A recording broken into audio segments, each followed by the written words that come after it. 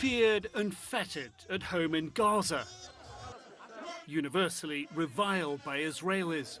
Yahya Sinwar became the Jewish state's enemy #1 for his leading role in Hamas's brutal October 7th slaughter of almost 1,200 people in Israel, triggering Israel's killing of tens of thousands of Palestinians. The IDF dubbed him a dead man walking, but university-educated Sinwar persistently outsmarted his enemies. When I was talking to him, he always insisted that we speak Hebrew and not Arabic.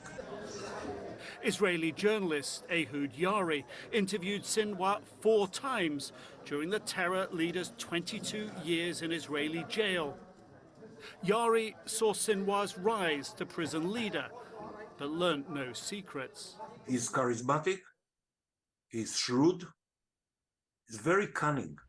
Palestinian Esmat Mansour spent years in jail with the man who would become Hamas's Gaza leader. He constantly follows the security changes and developments in the Israeli security structure. Sinwar's entry to Hamas was through internal security, convicted of playing a role in the killing of 2 Israelis and 4 suspect Palestinian informants. He's also a cruel person. Not violent, but he's capable of cruelty, but within careful political calculations. Born in a Gaza refugee camp to parents who'd fled their home in what is now Israel in 1948, following the Jewish state's creation. His cause was to reverse his people's expulsion from their land. By the time of his release in 2011, Sinwar had spent 22 years in jail. His freedom was a seminal moment, traded with more than 1,000 other Palestinian prisoners for just one IDF soldier, Gilad Shalit, snatched 5 years earlier. It was an object lesson for Sinwar, but he had emerged to a changed reality. Gaza, now cut off from the world by Israel's blockade. Rising to become Hamas's overall leader in Gaza, he worked to reverse those setbacks. Harming Al-Aqsa or Jerusalem means a religious war, and we will not hold back. We, as Palestinians, as well as Arabs and Muslims, are fully prepared and will not hesitate to defend our rights. It was an uneven fight, Israel always with the upper hand. He counted on Iran to help. Iran has supported us with finance, arms and expertise. Yet he indicated his stance on Israel could be softening.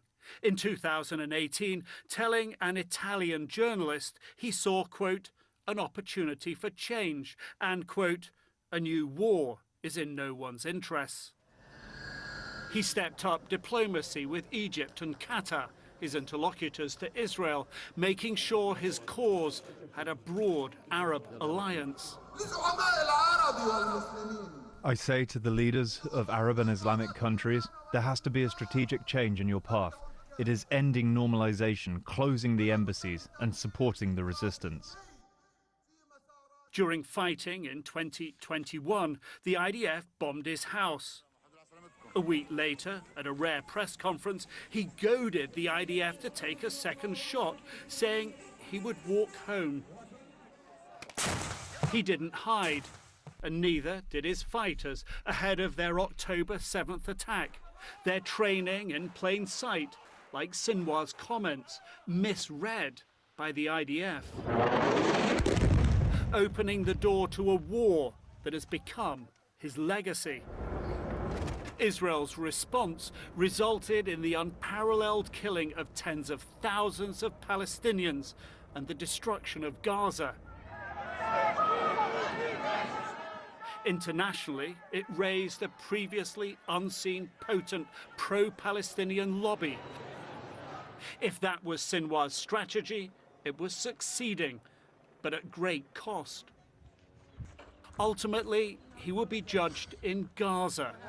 Does anger at the destruction Hamas triggered fade faster than the hatred at Israel for doing it? Nick Robertson, CNN, London.